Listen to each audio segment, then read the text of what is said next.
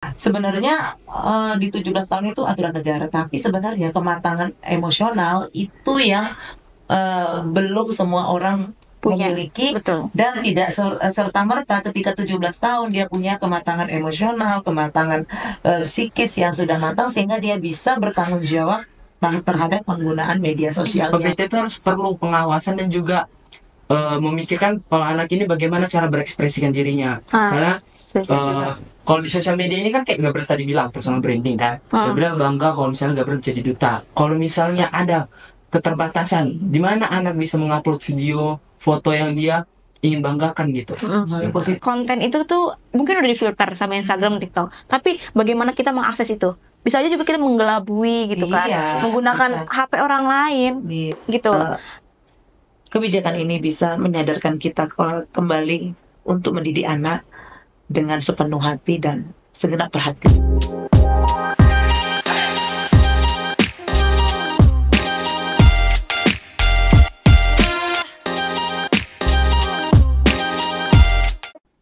Halo Sobat Pikir, selamat datang di podcast Ruang Pikir bersama saya, Marika Ulitama, yang akan menjadi host di podcast kali ini.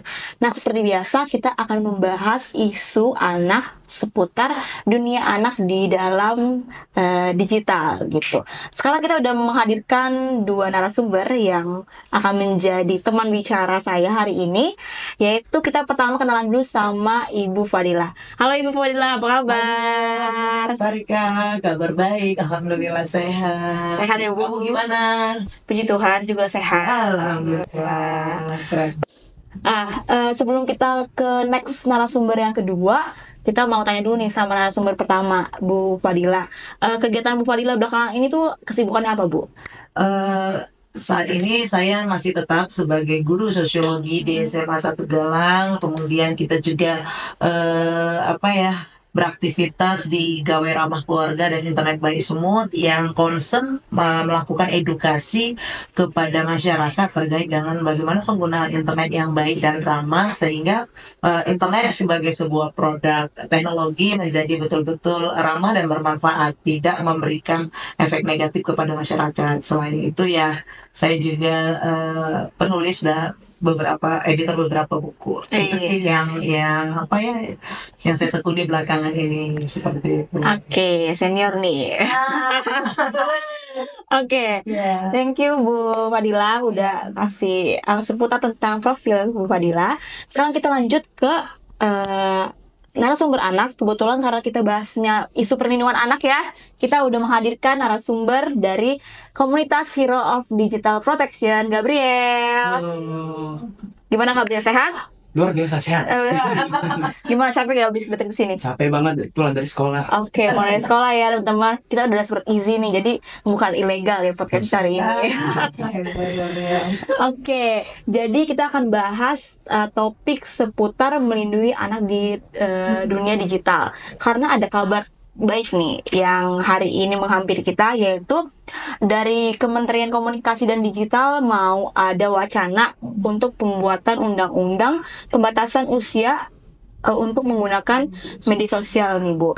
Nah, kalau dari Gabriel sendiri deh, kapan pertama kali Gabriel menggunakan media sosial? Wah, kapan ya?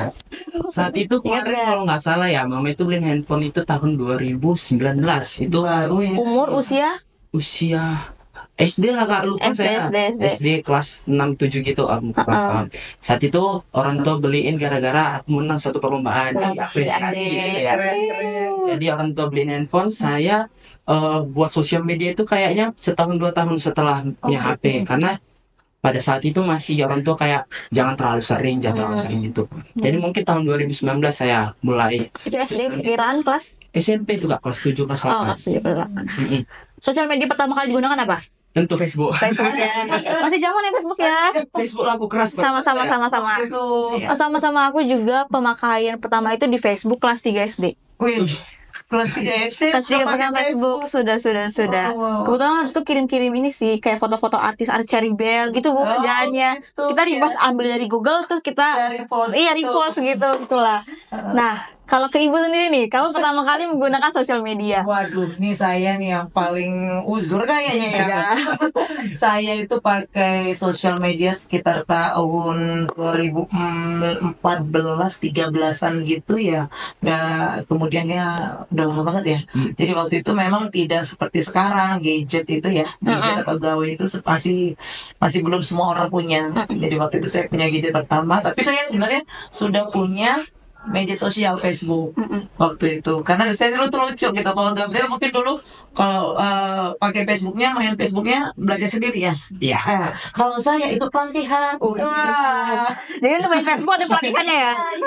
Jadi dulu ikut di tahun, saya lupa ya, tahun 2013 atau 2014 itu ada sebuah perusahaan telekomunikasi milik negara itu bikin pelatihan internet goes to moms. Jadi kita tuh di mama-mama tuh ya, kalau orang Medan bilang diedukasi tentang bagaimana menggunakan internet gitu, bikin Facebook, bikin email gitu, bikin akun gitu ya.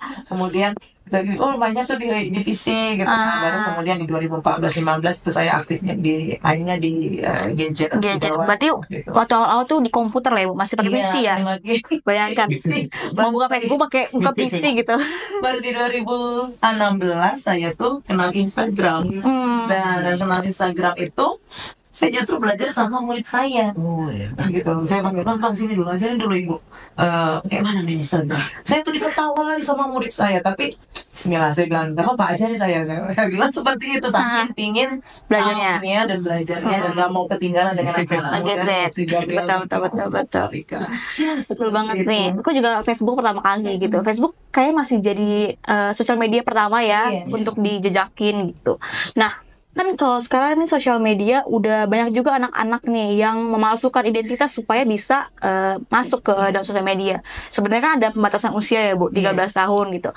Tapi banyak nih yang pakai usia orang atau cuman udah bikin tahun lahirnya 1900 berapa langsung lolos gitu.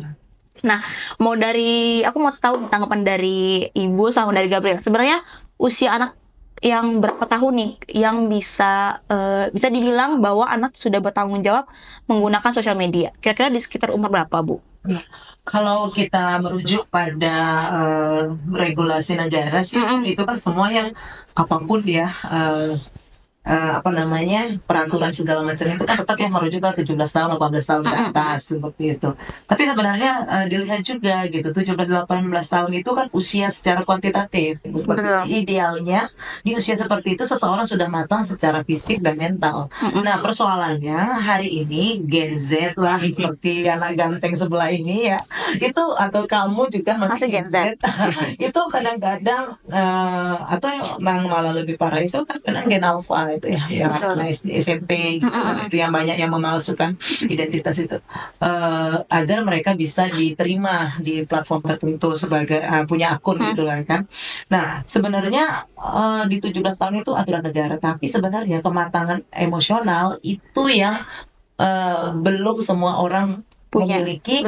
Dan tidak serta-merta ketika 17 tahun dia punya kematangan emosional, kematangan psikis yang sudah matang sehingga dia bisa bertanggung jawab terhadap penggunaan media sosialnya. Jadi memang kalau saya sih dibilang 17 tahun sih boleh-boleh saja gitu, tapi sebelumnya sudah ada usaha-usaha untuk menyiapkan si remaja atau si anak ini masuk ke dunia digital, masuk ke dunia maya, masuk ke media sosial sehingga dia betul-betul dapat bertanggung jawab. Jadi nggak ujuk-ujuk 17 oke, sudah bisa. Tidak seperti itu. Kalau saya lebih kepada dia punya kematangan emosional dan tanggung jawab terhadap apa yang dilakukan seperti itu. Setuju. Tadi Ibu Dila juga mention bahwa ada usaha untuk membuat anak kita edukasi. Berarti nggak hanya 17 oke, langsung bisa main guna gitu. Tapi ada usaha untuk mencapai usia ini tuh, ada usaha bagaimana kita untuk menyadarkan dia untuk bisa dia tuh bertanggung jawab secara dirinya sendiri gitu. Itulah yang diperlukan dan itulah tugas daripada setiap masyarakat ya. Terutama orang tua dan guru. Oke. Nah, kita lanjut nih ke Gabriel nih, ke narasumber anak kita. Nah, kalau Gabriel melihat teman-teman Gabriel atau based on your experience, kalau menggunakan sosial media ini kan ada batasan usia. Nah, kadang-kadang ada gak sih yang suka menipu umur gitu? Gabriel sendiri juga gitu. Saya juga dulu. Kalau Gabriel itu kan SD kan, masih umur 10 tahunan. Jadi Gabriel itu pakai tahun orang tua 1981. Dan itu langsung lolos di Facebook, Instagram, TikTok juga bahkan. Langsung lolos. Langsung lolos gitu. Kalau menurut Gabriel, banyak gak sih anak-anak yang melakukan seperti itu? Rata-rata pasti ya, 90% yakin Gabriel pasti ya. Pasti ya. Karena mungkin aturan dari sektor publik gitu ya, sektor aplikasi, nggak ketat gitu, cuman hanya usia gitu ya kan. Menurut Gabriel kalau cuman verifikasi usia berdasarkan udah kita pencet aja 1900 berapa, menurut Gabriel bagaimana tuh? Kalau menurut Gabriel itu kurang worth it untuk digunakan. Maksud Gabriel itu lebih bagus misalnya kalau misalnya itu akunnya untuk yang dewasa, mendingan kita kayak menunjukkan KTP, kayak misalnya itu untuk Dana Plus itu kan harus verifikasi KTP, jadi kita bisa tahu kalau dia itu udah dewasa, bukan asal pencet-pencet 1981. Mungkin lebih diperketat ya aturannya. Oke, paham. Nah, kalau untuk Gabriel sendiri gitu kan, Gabriel masih usia anak, terus aktif di komunitas. Betul sekali. Apa? Heroes of Digital Protection. Nah, kan kalau di Heroes of Digital Protection kan semua anak-anak gitu kan. Dan Gabriel juga temennya masih anak-anak, nggak mungkin temennya lansia kan. Nah, sebagai anak gitu Gabriel, bagaimana sih tips cara bagaimana anak itu bisa melindungi diri sendiri dan bagaimana anak bisa bertanggung jawab menggunakan sosial media? Menurut Gabriel, tipsnya nih. Tips yang paling Gabriel utamakan dalam diri Gabriel sendiri ya, Pak. Yang pertama itu jangan ngeklik sembarangan link gitu. Pernah Gabriel dapat informasi dari sekolah Gabriel, itu dia ada 2 link yang berbeda, misalnya HTTP dengan HTTPS. Itu mungkin dalam pemikiran kita hal yang sama mungkin ya Ibu ya. Cuman ini ada perbedaan yang signifikan. Kalau misalnya HTTP itu dia datanya nggak dienkripsi Bu. Jadi misalnya data kita berikan itu ABCDE, yang nyampe ke server juga ABCDE. Kalau misalnya HTTPS dia itu dienkripsi. Misalnya kita kirim ABCDE itu bakalan berubah menjadi simbol-simbol angka. Itu menurut Gabriel keamanan yang cukup tinggi dalam enkripsi data. Jadi jangan ngeklik sembarangan link gitu. Bisa jadi itu scam atau juga link phishing gitu. Terus yang kedua mungkin soal informasi data pribadi ya Ibu ya. Mungkin di Facebook itu Gabriel ya salah satunya yang melakukan hal negatif itu. Gabriel pernah di Facebook itu memposting hal misalnya, ayo chat aku di WhatsApp, kirim nomor WhatsApp aku di posting itu. Ditambah lagi aku buat alamat rumah aku. Itu ada dicontoh ya teman-teman ya. Betul. Itu nggak boleh banget informasi pribadi sebar. Yang ketiga itu mungkin tentang password Ibu. Dan juga Amerika itu password itu penting. Mungkin kalau Gabriel dulu itu gunakan password Gabriel Sinaga 161007 sama tanggal lahir. Ketahuan dong. Iya. Saya kebetulan juga pernah ada belajar tentang kayak nge-hacker akun gitu kan. Dan itu hal yang gampang banget. Misalnya Kak Marika nih kan. Marika. Oh, passwordnya palingan Marika 161007 tanggal lahirnya.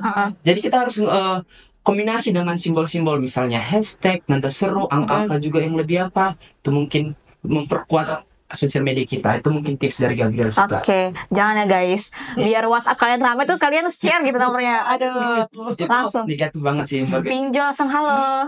Gunakan link ini untuk dapat cuan. Jangan ya. Jangan. Nah, kalau kita tanya ke narasumber dewasa gitu.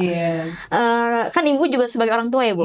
Nah, gimana sih Bu usaha orang tua, karena ada juga banyak orang tua yang ngasih gadget supaya anak ya happy, senang gitu, nggak mengganggu kegiatan orang tua kalau lagi ngobrol gitu. Sebenarnya bagaimana sih Bu peran orang tua untuk melindungi anak di ranah digital gitu Bu? Ya, kalau saya sebagai orang tua ya dan juga sebagai guru, saya menganggap tanggung jawab memberikan penguatan literasi digital kepada anak-anak itu sebenarnya bukan tanggung jawab siapa-siapa. Yang utama itu adalah tanggung jawab orang tua dari rumah gitu. Jadi ketika kita orang tua beri gadget kepada anaknya gitu, anak kita gitu, kita juga sebenarnya sebelumnya harus udah prepare ngasih edukasi, ngasih soal informasi bahwasanya kamu tuh ketika memakai gadget ada konsekuensi logis yang kamu bakal jumpai. Nah, jadi kan kalau sekarang tuh banyaknya orang tua memfasilitasi, kemudian baru berkomunikasi, setelah ada masalah baru berkomunikasi gitu. Seharusnya kita komunikasi dulu, edukasi dulu, baru memfasilitasi gitu. Ini yang keliru selama ini kalangan sebagian besar ya, banyak orang tua walaupun tidak semua, mereka lebih dulu memfasilitasi baru kemudian komunikasi setelah ada masalah. Sebenarnya edukasi dulu baru difasilitasi. Nah, itu sih yang jadi sebagai orang tua sebelum anak itu pegang gadget dan apalagi memiliki gadget secara pribadi, sebaiknya diedukasi dulu deh. Gitu. Jadi sambil pegang gadget sama pen dulu gitu ya.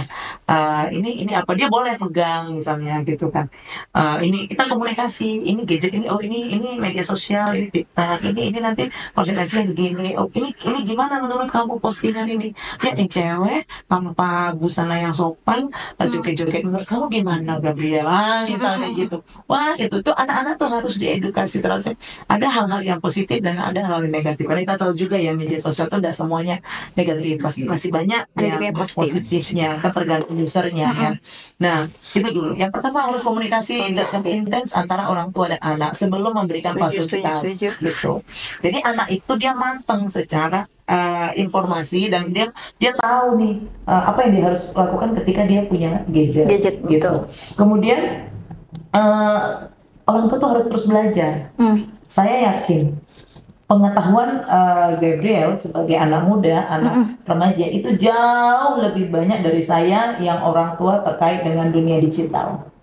Saya yakin itu, dan justru saya itu banyak belajar dari anak-anak muda seperti Marika dan Gabriel. Saya nggak malu-malu nanya, kenapa? Saya harus belajar karena anak saya berhadapan dengan, di rumah ada anak saya dan saya harus update istilah, ya kan? Ya, kemudian terkait dengan informasi apa yang viral, karena apa namanya, yang lewat di beranda saya berbeda di beranda kamu, betul. Nah, itu berbeda, terus sesuai dengan apa yang kita klik.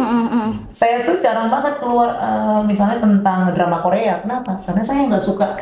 Betul. Drama Korea, yang informasi yang masuk ke media sosial saya itu rata-rata tentang pendidikan, dunia penulisan gitu-gitu yang kalau menurut anak-anak muda seperti mungkin berat banget gitu. Langsung kita scroll kan gitu.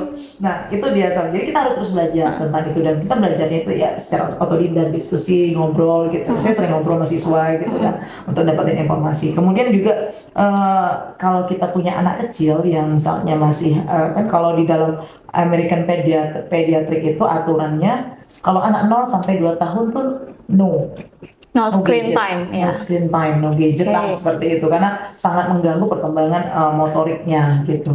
Nah kemudian kalau sekitar udah agak 5 sampai 7 tahun tuh bolehlah sekitar 20-30 menit, baru nanti ketika sudah sampai dia 9 tahun bolehlah ditambah sedikit. Nah sampai nanti dia di usia 15 tahun bolehlah dia sampai 1 jam atau 2 jam, seperti itu yang saya pahami gitu. Nah ini semua harus dikomunikasikan dengan anak, harus dibuat aturan main, mana yang boleh, kapan kamu boleh pegang gadget, kapan enggak, gitu. Jadi gadget itu kalau saya pribadi itu gadget itu adalah sebuah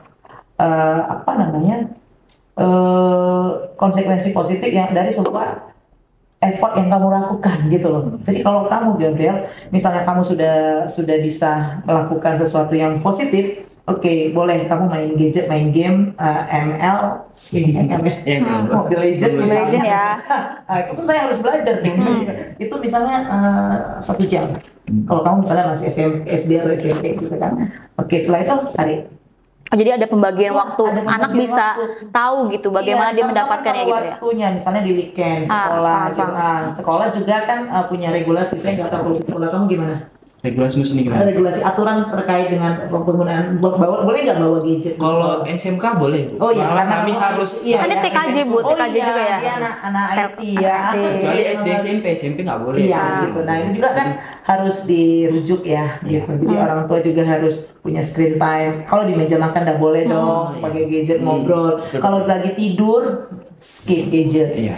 Jangan sekali-sekali gadget misalnya di bawah tempat di bawah bantal sangat berbahaya juga kesehatan seperti itu kan. Setelah beraturan, kesepakatan kapan boleh, kapan bisa main atau tidak gitu kan. Kemudian ikuti anak di media sosial, ini penting bagi orang tua. Banyak juga Bu yang tidak mengikuti. Nah gitu dia. Contohnya?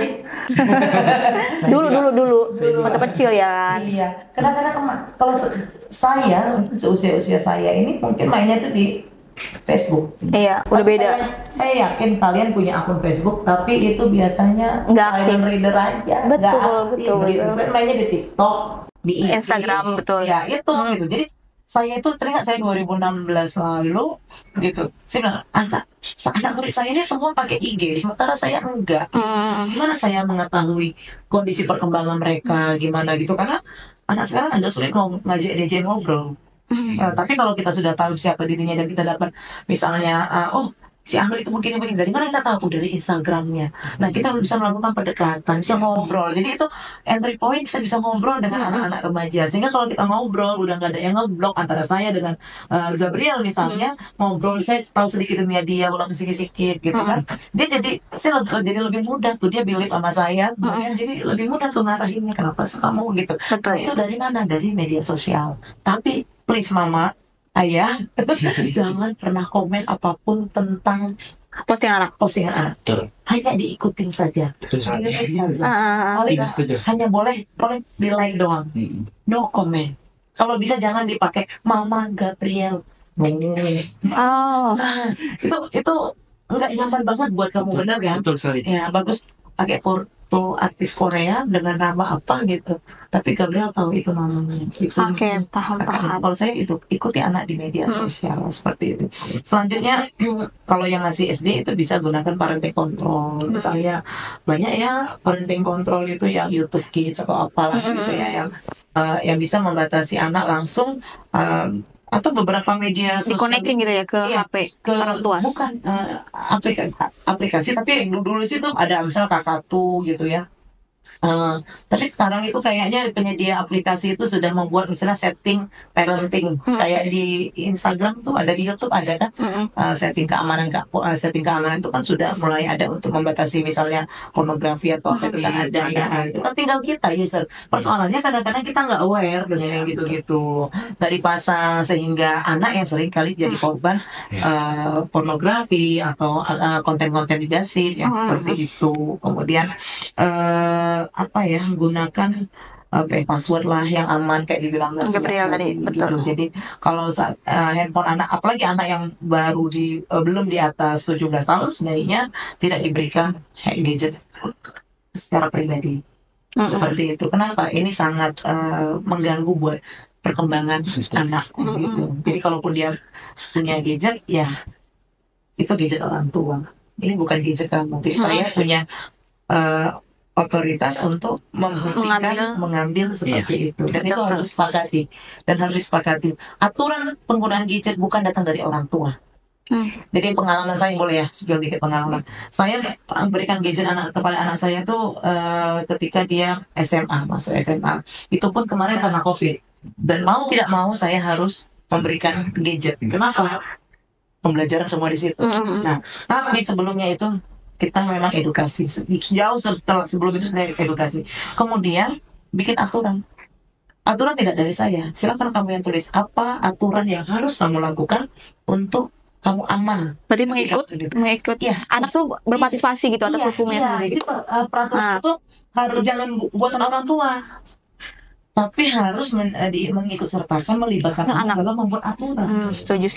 Jadi anak itu bertanggung jawab. Ya kalau kamu yang buat tidak main gadget boleh main gadget setelah belajar. Nanti mama kamu tinggal lihat, Gabriel kamu tulis pakai itu. Betul. Mama juga buat kayak gitu soalnya. Ya, ini kan pasti gini ya kan. Ya udahlah, coba ya kan. Gue yang buat masa yang langgar gitu kan. Nah, itu yang saya lakukan sama saya, sehingga saya enggak setiap hari merepet kata orang Medan ingatin enggak, saya mau apa ini jadi. Oke. Jadi anak-anak akan bertanggung jawab ketika memang dia dilibatkan dalam membuat peraturan. Saya katanya itu. Setuju kan. Anak harus dilibatkan untuk mereka juga patuh terhadap hukuman itu sendiri gitu ya. Bukan hukuman, tapi konsekuensi. Ya, jadi saya tidak begitu suka dengan kata-kata hukuman, tapi adalah konsekuensi dari sebuah perbuatan. Setuju juga. Nah, tadi sebelum jauh nih tadi Kak Dila mention nih harus ada believing antara orang tua dan anak gitu. Jangan sampai ada skat gitu. Nah, itu juga yang sekarang ini ya, menurut saya secara pribadi tuh kayak jarang gitu antara orang tua dan anak tuh believing gitu. Ada yang orang tuanya anak itu nge-hide orang tuanya, Betul. tapi dikonfirmasi gitu. Nah, aku mau nanya ke Gabriel nih. Kalau Gabriel sendiri gini, ini based on your experience atau your friend juga boleh.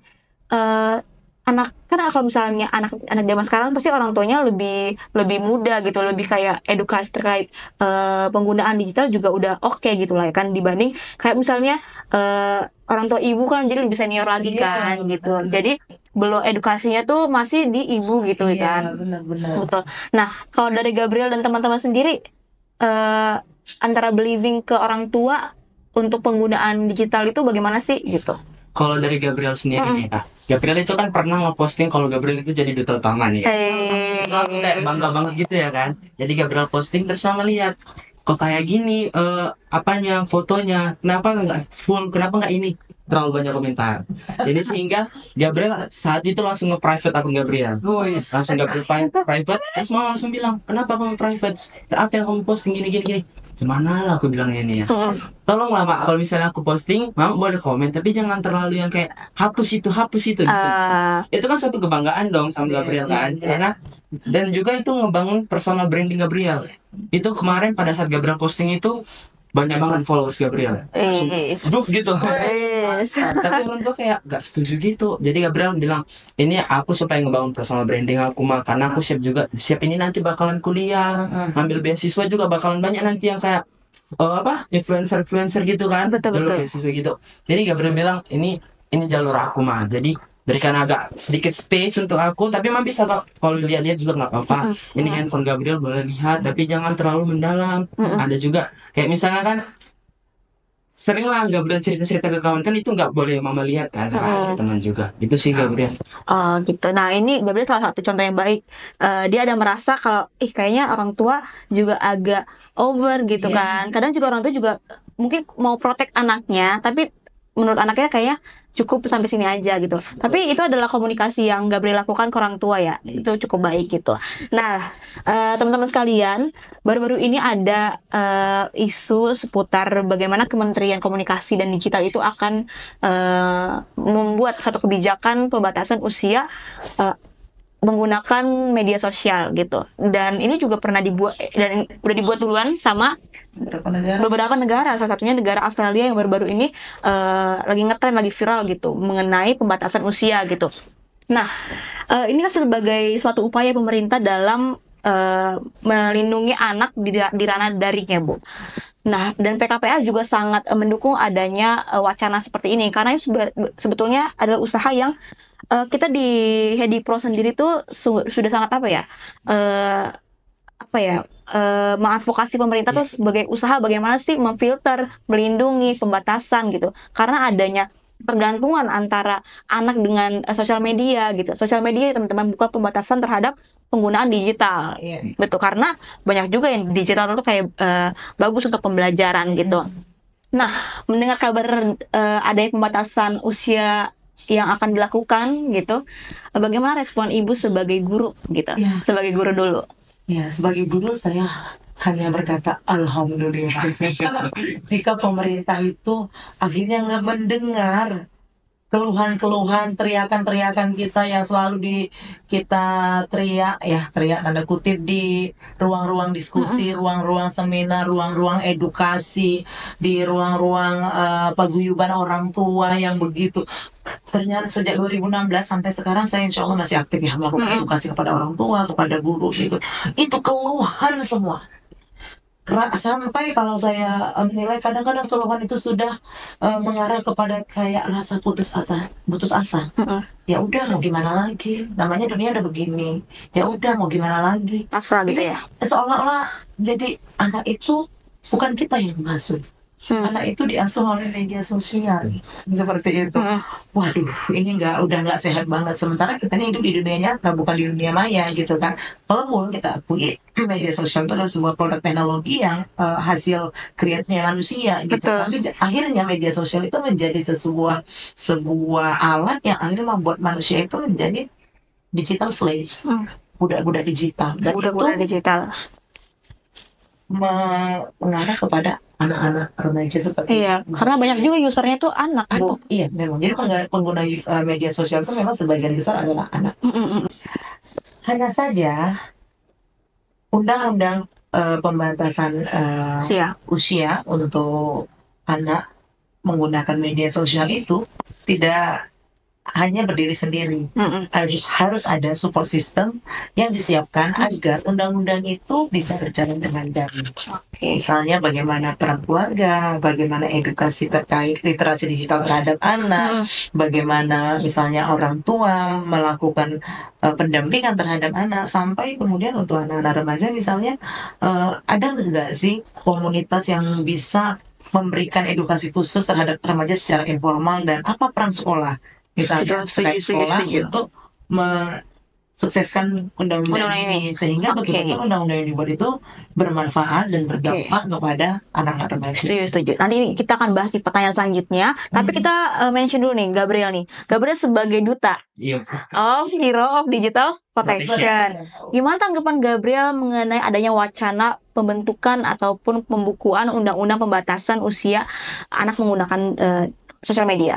Tentunya kalau dari Gabriel sendiri sangat senang ya. Apalagi Gabriel kan juga sebagai salah satu dari komunitas Heroes of Digital tadi. Itu Gabriel berarti pemerintah ini selama ini mendengarkan apa yang kita butuhkan gitu. Sebagai komunitas yang concern terhadap perlindungan di dunia digital. Betul. Terus juga menurut Gabriel Gabriel setuju banget nih kan. Tapi pemerintah itu harus perlu pengawasan dan juga memikirkan kalau anak ini bagaimana cara berekspresikan dirinya. Misalnya kalau di sosial media ini kan kayak Gabriel tadi bilang personal branding kan. Gabriel bangga kalau misalnya Gabriel jadi duta. Kalau misalnya ada keterbatasan di mana anak bisa mengupload video, foto yang dia ingin banggakan gitu. Bentuk ekspresi itu terhadap sosial media kita. Betul. Nah, tadi bagaimana gitu kan? Pasti banyak timbul pro dan kontra terhadap kebijakan ini. Contohnya seperti bagaimana anak mengekspresikan diri, atau ada juga nih anak-anak yang sudah berkecimpung di dunia influencer, Bu. Anak jadi beauty vlogger, anak jadi influencer ataupun TikTokers dan lain yang ternyata tuh punya kebutuhan untuk mengupload gitu. Nah, ketika ada pembatasan ini kan berarti ada kayak anak-anak ini ada limit gitu, limit untuk mengakses dan juga mengupload gitu. Nah, apa sih yang perlu diperhatikan pemerintah gitu untuk pembuatan ataupun proses kebijakan ini diimplementasikan gitu, Bu? Ya, pemerintah juga sebenarnya harus melakukan, kalau kita pakai bahasa marketing itu survei lapangan ini ya. Survei lapangan. Berapa sih konten kreator anak gitu kan? Berapa sih misalnya influencer anak gitu kan? Terus mereka itu rata-rata mengendorse produk-produk apa gitu kan? Karena nggak sedikit juga konten kreator remaja itu mengendorse produk-produk yang bukan terkait dengan remaja aja. Betul. Gitu. Nah, ini harus ada aturannya. Jadi kan kalau selama ini kan kayaknya nabrak-nabrak aja semua gitu, nggak ada aturannya gitu kan. Nah, ini harus diatur gitu. Terus kapan anak bisa jadi konten kreator? Maaf, kadang-kadang kita lihat konten kreator anak atau influencer anak, tapi semuanya itu di belakang by design oleh mama papanya, orang gitu. tua. Sehingga terkesan anak itu menjadi orang lain memainkan peran natural. Justru dia dieksploitasi secara daring oleh atau secara di dunia digital dia dieksploitasi oleh orang tuanya untuk menghasilkan uang gitu. Nah, itu banyak sekali, dan itu seharusnya memang sih itu anak-anaknya mereka gitu ya, terserah mereka, tapi kan anak juga memiliki hak untuk tumbuh kembang sesuai dengan usia dan perkembangannya psikisnya gitu. Jadi nggak bisa juga dimanfaatin untuk yang kayak gitu gitu, dan harus ada persiapan misalnya untuk masa depannya. Apakah hanya begitu terus tuh dari mulai sampai kapan gitu? Ya itu nggak bisa juga kan, hak pendidikannya, hak untuk kesehatannya gitu, sampai dia kelelahan misalnya, itu kan banyak sekali kayak gitu. Itu juga harus diperhatikan, dan pemerintah harus campur tangan dalam urusan hal ini gitu. Betul. Jadi memang harus tegas gitu. Nah, saya baca juga, Bu, di berita-berita gitu kan, seperti yang di Cina. Jadi Cina itu ada pembatasan, Bu. Jadi nggak cuma hanya batasan usia, tapi juga bagaimana sektor publik itu berkolaborasi dengan pemerintahan. Contohnya seperti ada sanksi ketika sektor publik meloloskan Nah, itu kan pemerintah juga harus kan, harus mengintervensi hukuman bagi sektor publik yang meloloskan anak menggunakan digital gitu. Nah, apa sih Bu yang perlu dipersiapkan gitu kan? Kalau misalnya usaha dalam melindungi anak dengan digital kan berarti butuh kolaborasi kan.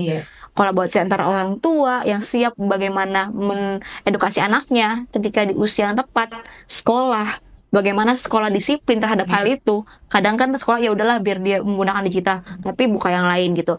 Nah, gimana tuh Bu usaha kolaborasi untuk membuat implementasi kebijakan ini tuh benar-benar berhasil? Ya, kebijakan undang-undang pembatasan umur pengguna media sosial untuk anak ini itu akan berhasil kalau memang semua sudah sadar bahwasanya undang-undang ini dibuat untuk nyelamatin anak-anak remaja Indonesia loh. Itu dulu gitu. Karena kita nggak sadar ini ini untuk apa juga gitu, undang dibuat kalau udah kayak gini gitu. Kemudian kita kan media sosial ini semua platformnya made in luar negeri ya.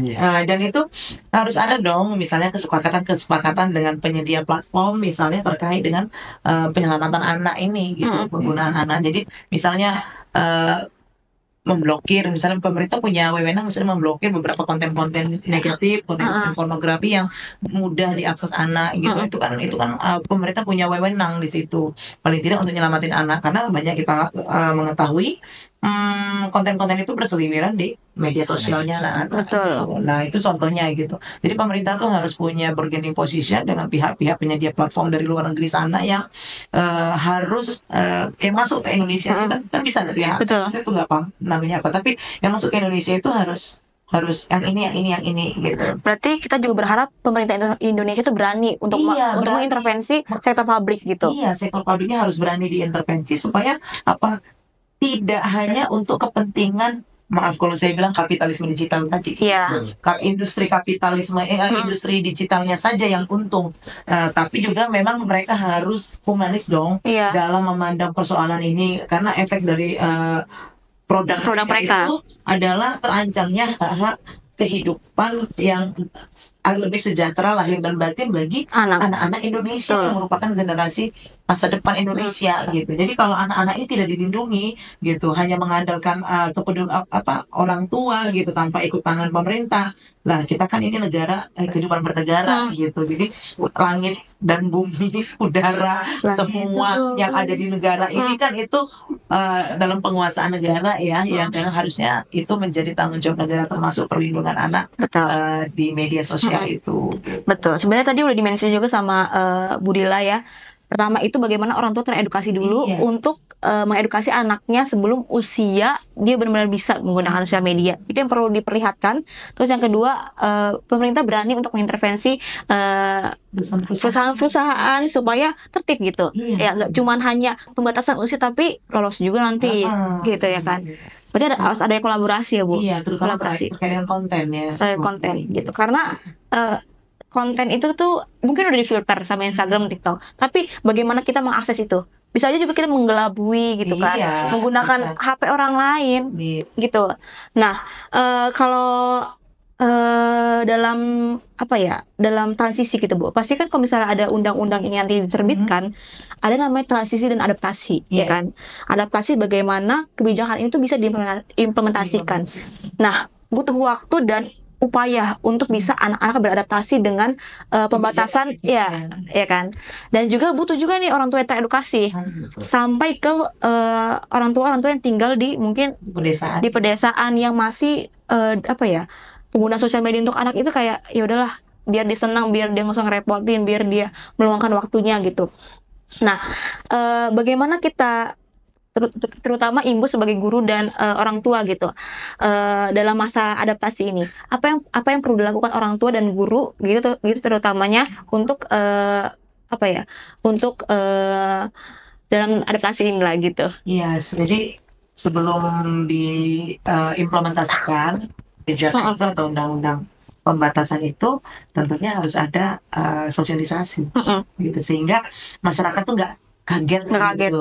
Harus ada sosialisasi dulu gitu, kemudian dibuat pertemuan-pertemuan baik formal ataupun informal, guru juga dilibatin gitu kan.